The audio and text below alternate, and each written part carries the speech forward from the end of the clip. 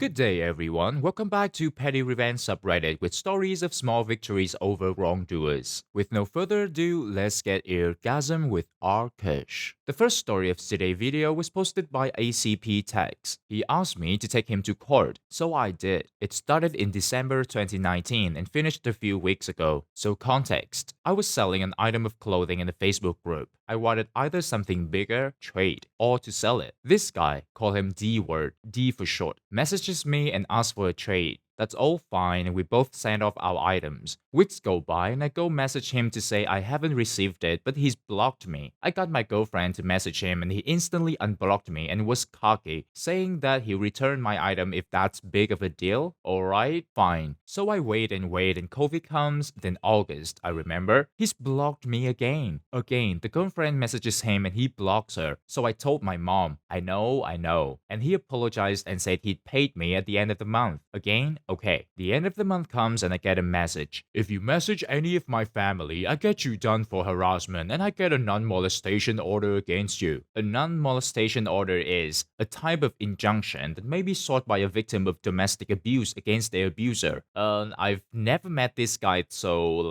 anyways, the message ends with, take me to court then. Cue petty revenge. I called so many lawyers on this, but because it was only £45, they wouldn't take it. So I sent him a letter saying he's gotta pay or I take him to small claims. He sent my item back after 9 months and said it was stuck at the post office. I opened it and it was disgusting. It was covered in animal hair and had sweat stains galore over it. I messaged him saying it was disgusting and he could have it back if he paid, but he replied, guess I see you in court. So I went through with my small claims. He sent his defense in saying it was a gift and blah blah blah whatever. He also said I sent him to abuse. So I'm pissed at this point. Our court hearing was £25 and I paid £25 for it to be sent to court originally, so I was going through with it. I sent in every piece of evidence I had, every chat log and pictures. March came around and a few weeks before, I was going ham looking through court docs. I even called the Royal Mail to ask them questions about post offices and times and shipping. I spent all day, every day focusing on this day. Court day arrives and I answer the phone. The judge is lovely and then she tries calling him twice. He doesn't answer. After some back and forth, she's pissed and she said, given that I've called D twice, he didn't answer and he hasn't submitted any evidence, I rule in your favor. So I've gotten £95 and my item back. I got the court letter yesterday and yup, it's ruled in my favor and he has 21 days to pay or it be taken further. Haha, I win. All this over £45. I'm petty and proud. TLDR, me and this guy swapped items. He didn't give me anything, said take him to court, which I did, and I won. Now he has to pay double what the item was worth. Oh, by the way, in case you might ask, going ham is a slang meaning to put in an aggressive amount of effort. Well done. I think a lot of people talk big and counterclaims and stuff in this kind of situation, but when the day comes, they don't show, as in reality, they have no evidence for the counterclaim and know you have chat logs, pictures, and screenshots in your favor. It would just make for an embarrassing day in court. Moving on to the next story, posted by Dark909911. Nobody is taking your crap anymore. We all quit. I was reading about some people, how they quit their job on the spot and the company went under. This is when I was part of a mass walkout. This happened in the late 90s when I worked for a concrete company. We were the ones pouring foundations, footings, floors, etc. It was long hours, but the pay was good. Most of the guys on the crews were awesome people with a great work ethic. We also had some that were slower, but not too slow to impede the job. Well, Bossman was micromanaging, interfering, and loud. I don't think I ever heard him when he wasn't yelling, and didn't think anything about grabbing a worker to yell in his face. 1 week before the walkout, we were working on a foundation for a kiln at a sawmill. There weren't enough people in all the crews to do the job, so we hired some locals to work until the job was finished and paid the same as us. We didn't care. More hands, more work done, and them getting paid the same as us, we considered they were lucky. No hard feelings and seemed to get along with all the new guys. One of the new guys was not shown how to do a certain task and thought, who better to show me than Bossman? So he walked over and asked to be shown. That is when all hell broke loose. Not sure if Bossman was already in a bad mood or if this caused it, but within a second of asking, Bossman had the guy by the throat throat against the wall and slapped him so hard he fell over the safety fence and had a 4-foot fall to the concrete floor. Bossman just walked off the job site and drove away. This was a time when cell phones weren't very common and none of us had one, but the two-way radio in the truck had an emergency channel. The foreman radioed for an ambulance and police. The foreman went in the ambulance with the worker and filled out his police report at the hospital. Lucky for the worker, he ended up with just bruising and nothing broken. Since the foreman was the second in charge, he had all of our home numbers and gave each of us a personal call to let us know the hospital report and to ask us to get together for a group chat. All of us showed up, except one, the guy who got hurt. We passed it off that he was too sore and thought no more on it. Not only because it was at a pub and the first round was free, but to find out what everyone's thoughts were. Other than the new guys, we were all happy enough to just walk away like Bossman did and let him suffer the consequences of breach of contract with the sawmill. They just wanted the money. This is when our except one limped in. He told us he just came from home after talking to the officer in charge of the case and said Bossman just was arrested for assault causing bodily harm or something of that sort. I can't remember right off. That settled it with the locals.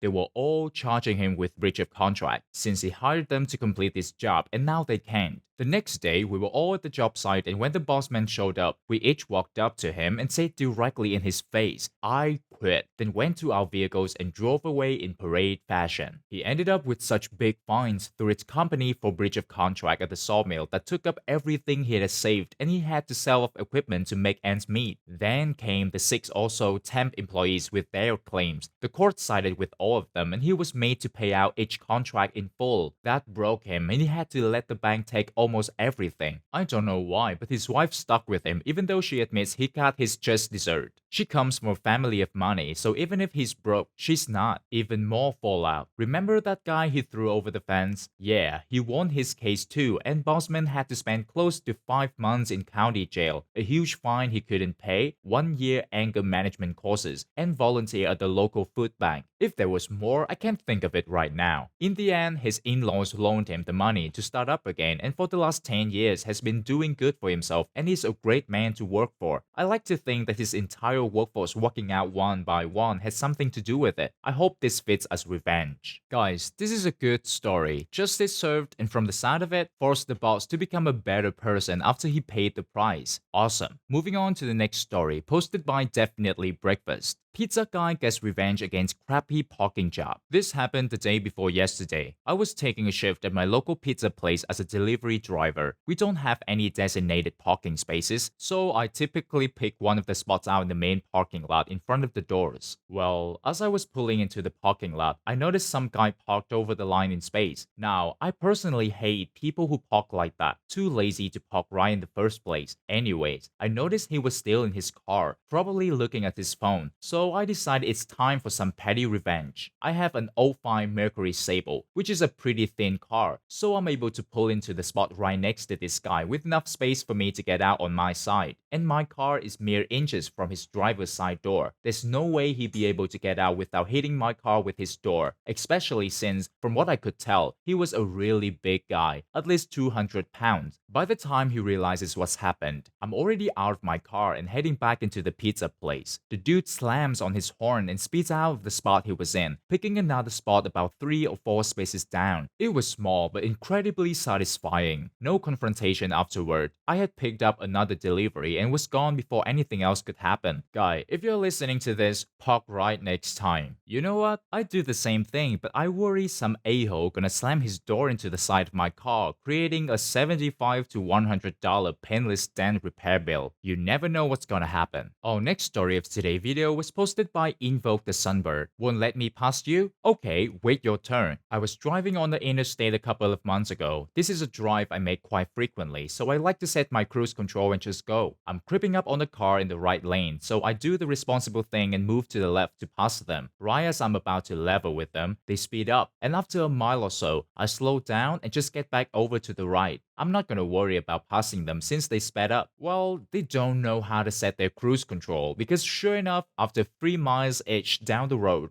I'm creeping up on them again, so I move over to the left lane to pass them again, and sure enough, they speed up to prevent me from passing them. So now I'm kind of annoyed. I'm not trying to play games on the road, but I am trying to pass this Dumbo. I look ahead and see there's an 18-wheeler ahead on the right, in the other guy's lane. I see Dumbo speeding up to get ahead of me now, to pass the 18-wheeler, and I kinda snapped. I sped up so he couldn't merge into my lane. Then when I got alongside the 18-wheeler, I slowed down to a comfortable 50 miles per hour to match the 18-wheeler. I drove like that for 5 miles to take the jerk back to driving school. Please people, just set your damn cruise control. Guys, my older mom used to do this. She was fine to drive, alert, careful, responsible, and all that stuff, but she would speed up when someone wanted to pass. I don't think she even realized she was doing it until I pointed it out. Then a light bulb came on, I guess, as she stopped doing that. The next story was posted by Luther Williams. Don't believe me? Fine, pay more. I used to sell cars, and the dealership I worked at had a policy of being honest, honoring our word, and not advertising bullcrap. This was both a blessing and a curse, because our competitors didn't abide by the same rules, and if you spend a split